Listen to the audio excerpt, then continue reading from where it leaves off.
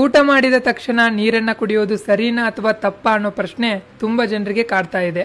ಹಾಗಾಗಿ ಇವತ್ತು ನಾವು ಆ ಪ್ರಶ್ನೆಗೆ ಸರಿಯಾದ ಉತ್ತರವನ್ನು ತಿಳಿದುಕೊಳ್ಳೋಣ.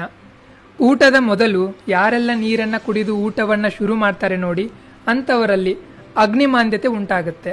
ಅಂದರೆ ಡೈಜೆಸ್ಟಿವ್ ಫೈರ್ ವೀಕ್ ಆಗುತ್ತೆ.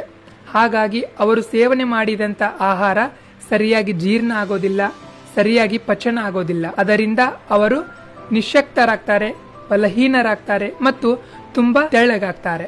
ಊಟದ ಮಧ್ಯದಲ್ಲಿ ಯಾರೆಲ್ಲ ನೀರನ್ನ ಸೇವನೆ ಮಾಡ್ತಾರೆ ನೋಡಿ, ಅಂಥವರಲ್ಲಿ ಧಾತು ಸಾಮ್ಯತೆ ಉಂಟಾಗುತ್ತೆ ಮತ್ತು ಅವರ ದೇಹವು ಸಮವಾಗಿರುತ್ತೆ. ತುಂಬ ತೆಳ್ಳಗಾಗಿಯೂ ಇರೋದಿಲ್ಲ, ತುಂಬ ದಪ್ಪವಾಗಿಯೂ ಇರೋದಿಲ್ಲ. ಕೊನೆಯದಾಗಿ, ಊಟ ಮಾಡಿದ ತಕ್ಷಣ ನಾವು ನೀರನ್ನ ಕುಡಿಯೋದ್ರಿಂದ ನಮ್ಮ ದೇಹದಲ್ಲಿ ಕಫ ಹೆಚ್ಚಾಗುತ್ತೆ. ಹಾಗಾಗಿ ನಾವು ಸ್ಥೂಲಕಾಯದವರಾಗ್ತೇವೆ, ಅಂದರೆ ದಪ್ಪ ಆಗ್ತೇವೆ. ಹಾಗಾಗಿ ಊಟ ಮಾಡಿದ ತಕ್ಷಣ ನೀರನ್ನ ಕುಡಿಬಾರದು ಅಂತ ಹೇಳ್ತಾರೆ. ನಿಮ್ಮ ಎಲ್ಲಾ ಸ್ನೇಹಿತರಿಗೂ ಈ ವಿಡಿಯೋನ ಶೇರ್ ಮಾಡಿ.